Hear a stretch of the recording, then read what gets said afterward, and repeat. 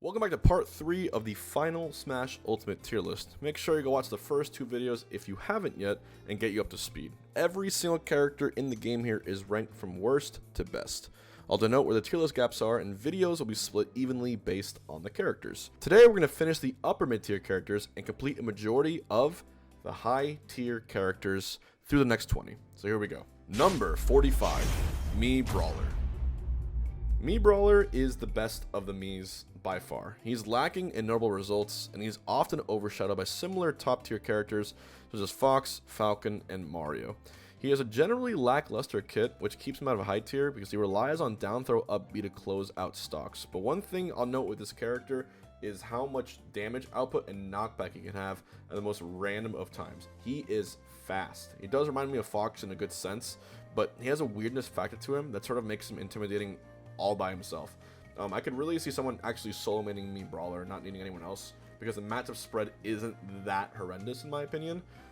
So I think it's only a matter of time before someone wearing their own face makes it into top 8, and their image is known to the world for the remainder of the game's lifespan as that one guy with curly hair who made it into the top 8. I could see it happen. Or they can just play a trollish character like John Wick or something. But yeah, Mii Brawler. Number 44, Bowser. When you think of Bowser, you think of Leon. Leon's best Bowser. He's top 8'd large events in the post-COVID era and continues to make upsets, recently even defeating Tilde, who is one of the best Falco reps the game has ever seen. Bowser is the heaviest character in the game, but he gets juggled and edge guarded to bits. I mean, he's the biggest man, right? He's gonna be kung fu for a lot of times. Of course, he doesn't die until very high percent unless something goes horribly wrong, which means you're able to tank a lot of hits. You're gonna whiff a lot. I mean, he's a whiff punish character, and you can't really be the aggressor. The Nair multi-hit is pretty good. That back air will kill you super early. He's got a great grab range. Flame Breath can do like 30 to 40% if you angle it properly and catch people off guard. And of course, his side B, insanely good command grab, can kill you early. Comes out very quickly. But his giant hurt box makes him a very easy target. Sort of suffers from the same problem DK has with his up B not having as much vertical height as you would want. It has more than DK, but not to the point where it still makes it a great recovery. But it is cool to see that there is a rep who's able to get top 8s and really take sets off. I mean, ridiculously good players. So it's really cool to see that we finally have like a heavy in upper mid. It's a dope thing, because I don't think any other Smash game, I'm pretty sure, has had that. Thank you all for watching the tier list series videos that we've made. Worked really hard on it. To give back to you guys watching it, I'm giving away a $25 Nintendo eShop gift card for every 100,000 views the entire series gets. Be a lot of winners. All I gotta do is like, comment, and subscribe, and you're entered to win. Good luck, and let's get back to the video. Number 43, Mega Man. Mega Man received a few small buffs to dash attack, down smash, and side B in the last patch. Kameme still performs decently in Japan, but otherwise the character has little representation in the current meta. He gets comboed hard and susceptible to edge guards. Another Mega Man I can think of is Peanut in the United States, along with a few others, but yeah, he was really good, got nerfed, got buffed, and now he sort of is where he is. The character can still win tournaments, I feel. Especially, the fact is you gotta be patient, you gotta know how to zone out your opponents, and you gotta know when to use that leaf shield properly. He has some really cool setups, of course, with the gear drop into up tilt, which can kill really early. A lot of technical combos that you can pull off. It definitely takes time to learn. I wouldn't say necessarily by any means is he a beginner character to play at the tip-top level.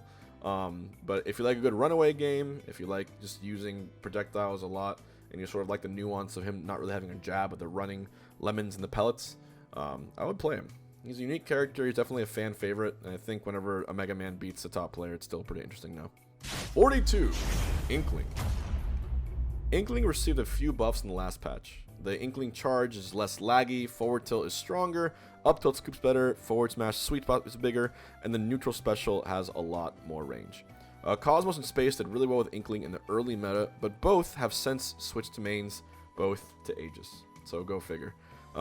Inkling, of course, struggles to close out stocks without landing a roller, but has some good disjoint to the back airs, can play a good keep away game for most of the time, and I would say in general, an honest character until you consider Roller. I still think Roller is a very, very broken move. Just insanely hard to break out of too. I feel like, I don't know if it's like a placebo effect, but it's got to be the hardest grinder move to mash out of, so you can tire out your opponents pretty well. Has some good kill power too. By no means a bad character at all. Definitely belongs in upper mid. Would have put her maybe in high tier, but I think this is a good place for Inkling to belong. But the reason they're here and the reason so many of the names has switched to other characters is because they can simply do more with the same fundamentals. Number 41, Greninja. Not much high level representation besides Leah in Japan, who hasn't traveled much really. Greninja has a really poor out of shield game, but we could potentially see an improvement with better player representation. I've seen a number of top players sort of secondary or dabble with the character. Like, I like watching Leo's Greninja a good bit. One thing you gotta note though, this is a slippery character. Like, the combo potential here is pretty massive, and you just gotta use that to your advantage. You have to like overwhelm your opponent with speed and mix-ups and options, and just try to make them get into a bad spot where you can land like a really good finishing blow with Greninja, or set up, of course, into that up smash. We've seen really good drag downs with Greninja's up air. Sort of reminds me of Joker's up air a little bit, but has, you know, I think a bigger range, but kind of slower. In general, though, Greninja, it takes dedication, but I really, really think you can do some of the most unique movement options and setups in this game that no one else can really do. So, Greninja 41. Number 40, Link. Link received some buffs in the last patch. Down tilt starts combos better, up smash is stronger, and jab is faster. This character has nutty knockback on a lot of his moves. He's very strong. But outside of Zamba and Grand Finals of Glitch, I'm sorry, we don't see many Link placings at majors. He's generally a slow character that can be overwhelmed and edge guarded pretty consistently. But in terms of what you can do with mix-ups, especially with recovery, I've seen a lot of top Link players blow themselves up with the bomb. It's been known for a while, but how they do it now is more and more unique and precise. There's like pseudo infinites you can do with the bomb if you're technical enough. There's a lot of, you know, reward this character can give you if you manage to learn the much more complicated setups. But in general, even if you're a beginner, it's a good keep away game. You throw a boomerang, you throw a bomb, you blow them up. If they get too close to you, you can use a really safe down tilt, really safe nair. You can up B at a shield. Recovery is pretty decent. And just, you know, he's different from, of course, the Link seen in the first 4 Smash games by a pretty good margin. But I think he's still a fun character. And I think his matchup spread really isn't that bad. Definitely could see this character being in top 8. But of course, you know, his speed might be his downfall. Number 39 is Chrom. Chrom, I'll just say it, vastly overshadowed by Roy. I mean, hugely vastly. It's like Dr. Mario tier. Okay, maybe not that much, but, you know, it's just Roy is a much better character in my opinion. Rivers notably placed well previously at Tri-State events, and Lavish has done well in the Midwest. Only problem with Chrom, rather, is that he's easily giveable, especially by characters with counters. His up B goes straight up, straight down, so you gotta make sure you get to the ledge or right below it or right above it, otherwise you're gonna die pretty quickly. And again, I've stressed the importance of recoveries in this game. Bad recovery means bad character, and again, he's not a bad character at all, but the recovery specifically puts him a number of tiers below Roy, in my opinion. And you barely see Chroms nowadays anyway. Number 38, Ness. So Ness has been around in the meta for a long time now. To me, it's easy to pick up. He's got a lot of great things going for him. He has a strong kill throw, great hitboxes. You got players like Send placing well at large events like Level Up Arena. You got really, really cool advanced setups with the Magnet. Really, really interesting edge guards and ledge play with a yo-yo, and of course a burst X Factor option with the PK Thunder 2 where he hits himself with a thunder, and the knockback on the move is just ridiculous, can kill people at mid%. Problem with Ness though, of course, is that he has a weak disadvantage state and poor recovery options. You can definitely recover to the stage by bonking yourself on the stage with the up B, then doing it again. Ness also has, in my opinion, the best air dodge in the game for recovery. Just that single air dodge is basically like a third jump and up B. And with that, you can have a lot of time off the stage. You can even like refresh invincibility, float off it, use a PK flash, or PK Thunder and grab ledge again. So you got to really respect him on the ledge. Has a really good nair at his shield, can really string you well with forward airs, and can chase you with Thunder in general. But if you know how to edge guard him, you're going to not have nearly as hard of a time if it wasn't the case. So Nest 38. Number 37, Yoshi. To round out our upper mid tier, we have Yoshi. Yoshi is pretty weird. Squishy character, heavy character, with double jump armor to escape combos. You gotta hit Yoshi pretty hard to get him out of that double jump. He does struggle versus disjoints, and you know, we have seen what you can do with a well-spaced egg, with a really good upside side of shield, some jab setups, down B that does break shield. You got reps like Suarez, who perform pretty well with him locally. If you pick up Yoshi for the first time, you notice how easily his moves string into each other. His aerial drift is nuts. You can do like up air pretty easily, back air to kill. His smash attacks are pretty spammable and good. He's overall just a really like solid character. He's got an amazing nair, which is in front of him and behind him. The egg shield, which is kind of weird, but also you can finally jump out of it, which is nice. But again, in swords, disjoints, that's where he's going to struggle a good bit. And that up B with the egg, it gives him a little more push, but if you catch him there, you can edge guard him again. But he's got enough weight to him where you got to really like butter him up before you kill him. So solid character. He's going to round out our entire upper mid tier and mid tier in general. Yoshi 37. High tier. We're now finally where the characters you want to see are, the high tier characters. These characters will often make big waves at even major events and dominate local results. These characters are strong, but you usually have a weakness or two that can keep them out of the true tip top of the game. So these are all characters you're going to understand why they're here. Number 36, Young Link. Young Link, man. Young Link can run circles around you and hit you a lot. And safely, might I add, where you can't punish him, and you have to respect it. Skittles, Toast, Kobe, they all perform very well locally and have made it pretty far in recent majors, even top 8s. Young Link has great projectiles and combo setups. The only thing is that Young Link struggles off stage and can have issues closing out stocks without finding a confirm. That boomerang point blank does a lot of damage. Bombs. Just run away and throw projectiles all day if you want, but also fast enough where you can bully on shield. Down tilt is safe, nair super fast, back air super fast. You can do single hit back air into up smash. You can do a lot of just really frame perfect strings that are just confirms in general. It's just you take every bit of strength that Link had and turn it into speed instead for Young Link, and you have a pretty good aspect here of what it is. So in my opinion, Young Link, of course, with this is the best of the 3 Links. Belongs where he is, could easily win a major. You just need to find creative ways to deal with the best tools of the top 10 characters in the game, which could snuff out Young Link in a lot of ways. Number 35, Olimar. Now, Olimar was a massive threat, of course, in Brawl, not so much in the later game, and then in Ultimate, still belongs in high tier. Olimar has a super strong early percent combo game, like crazy damage output at 0%, and great keep away tools. Only thing is he's very light, dies very easily. Dabuz has placed in multiple top 8s of this character. Of course, Dabuz is one of the greatest minds, biggest brains the game has ever seen, but he really does have faith in the character, and I can see why. Pikmin do get out prioritized by other hitboxes very easily, but you'll start to see a lot more Olimar players pop up in the near future, I believe. I think that they've balanced character enough where it's not like you get 3 Pikmin, you got to use them wisely, and depending on that lineup, especially if you have 2 purples on deck, this character can be a massive threat like you've never seen before. So be very, very careful at low percents, and his up B lasts a long time, and it can be mixed up enough where you can actually choose what ledge you want to go to if there's an underpass on a certain stage. So I wouldn't be surprised. Another Olimar player that comes to mind is 34, young kid from Minnesota, Wisconsin, making waves in online tournaments. And of course, you got Myron from South Florida, Shuton from Japan. I mean, the character has great results in a lot of places. Number 34, Ryu. So, with Ryu, the last patch made strong forward tilt faster, Hadouken do more damage, and lowered lag on the grounded Tatsu. Vendetta used Ryu as a counterpick to his Ken to upset Goblin at Glitch, so right there, a pretty good indicator of him being able to keep up with top tier matchups. He has similar strengths to Ken with great damage output and kill confirms.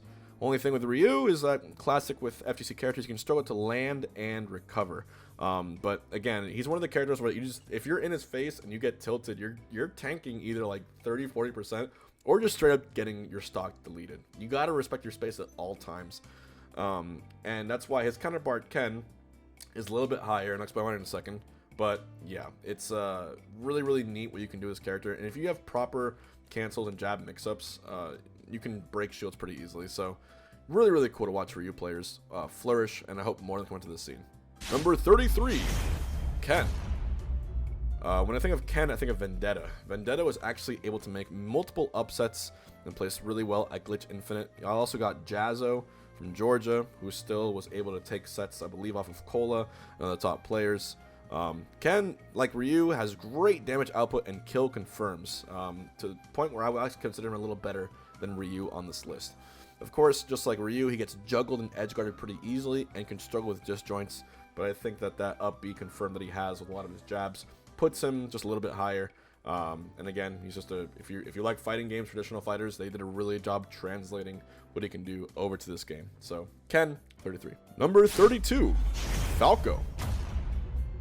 So Falco had some reps in the start of the game, but now I think his combo game has been optimized pretty insanely well. Tilde specifically wins many New York City locals and has top 8'd in multiple majors. Falco just has excellent combos and kill confirms. The whole idea of a cutscene combo is because like it'll take a few seconds for it to finish because of how easily he can get like a nair into up tilt, into drag down, into jabs, and doing this and that. His great frame data. Only problem with Falco is that he gets camped out and he can struggle to approach, but that doesn't take away from the fact that his back air can kill super early. His side B is pretty hard to read, and of course his multi-hits are probably one of the best in the game. Like that forward air that almost like never ends. So careful any point in the stage because he has one of the highest jumps in the whole game. He can catch you wherever you are, and you gotta know what you're doing. Kind of a light character though, and definitely has some weaknesses, but Tilde has been showing some great ways to this character. Number 31, Samus and Dark Samus. So there has been multiple strong reps for Samus and Dark Samus worldwide, such as Icy Mist, and especially in Europe with Siskui and Quick. And some major top 8 placements recently too. These characters are very heavy, they have great ledge trapping, they're floaty, but they have generally poor up close options and a pretty telegraphed recovery, either with tether or the up B. Depending on how you use bombs, depending on how you use your charge shot, and how you use those crazy aerials that have such a wild range to them, you can really decimate a lot of characters in this game. You can kill pretty early too, insanely strong damage output and knockback on a lot of her moves. And I'm not surprised at all that there's like top players for an entire continent with this character. They really made her solid, stupidly strong back air. You've got really cool up air strings. You've got a pretty, I guess, I don't know if disjoint is the right word for the forward air, but definitely the range on that is huge. Down air spike, strong smash attacks, and a great keep away game. And of course, missiles and bombs, projectiles galore. Kind of everything you would want, and I think not too terrible of a character to pick up either. Definitely a good first character, I think, for some people, in my opinion, to play in this game. And also pretty hype. Up B at its shield is also a good panic option. And so, yeah, wouldn't be surprised to see more reps for Samus and Dark Samus as the game proceeds. Number 30, Luigi. Luigi possibly has the best combo game in Ultimate, including kill confirms. I mean, whether you're getting a down throw into the crazy zero to death that he has, or just really good strings with up air, back air, nair, whatever you want to do, a lot of his moves simply lead into themselves. He also has down B, Cyclone. I could make an entire other video, probably longer than the length of this video, explaining why this move is so just badly programmed, bizarrely good. So many uses, it recovers, it's a panic option, it kills, it makes it sort of moves you around to little parts. It has insane weird priority and intangibility. I don't even know. It's just such a good move. You can just use it over and over. God, it makes me angry. But of course, Luigi's main rep Elegant makes top 8 at many events post-COVID. Clearly, this character can win majors. Not a doubt in my mind. You just have to find the openers for these combos. And honestly, a 0 to death on nearly, every character in the cast at low percents, it's pretty crazy. Number 29, Kazuya. So Kazuya is probably my favorite character to watch. I'm a little biased here. He's super fun and hype, and his combos are insane. He's the big boy of the heavies. He's the heaviest of the DLC characters.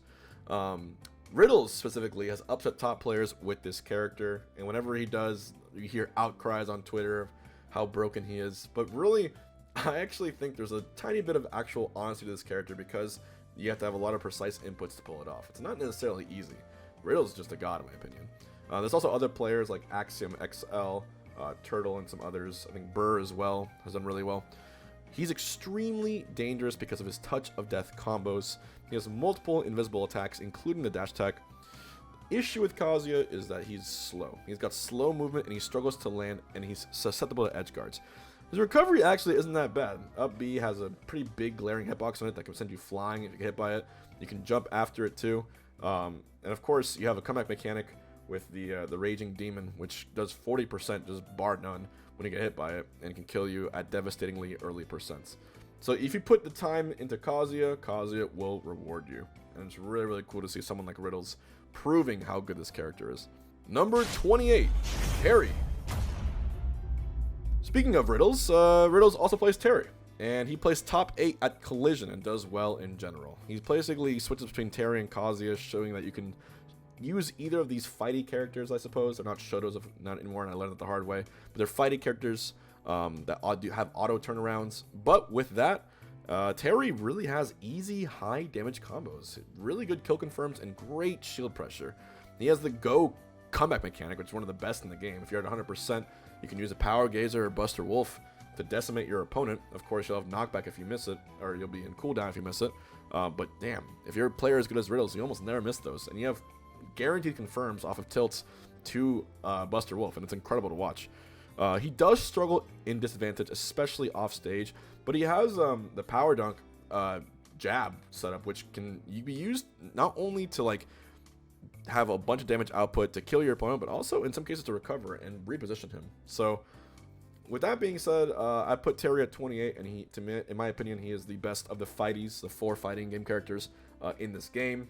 And you can expect a lot more of these players to pop up, especially in other regions, not just North America. So, very nice. Another Terry that comes to mind is OG Mustaine. Does really well online. I'm sure he probably does really well offline too. Number 27, Sheik. Boy, did I sleep on this character. Boy, did I sleep on Sheik. When I watched Ultimate Summit, I saw the light, you know? I saw Void, even though he was inactive, performing so well, making such insane upsets and doing such incredible combos that just showcase the massive potential this character has. Cheek is a contender for the single best frame data in the entire game, and that's what allows her to have these extended combos. However, the balance is her damage output is one of the lowest in the game, super low damage, and knockback require tons of precision and technical prowess to perform well. And it's not surprising to me at all that one of the only people that can do it is the god gamer Void himself, which any controller you pass him, he'll be top 10 in the world in about a year.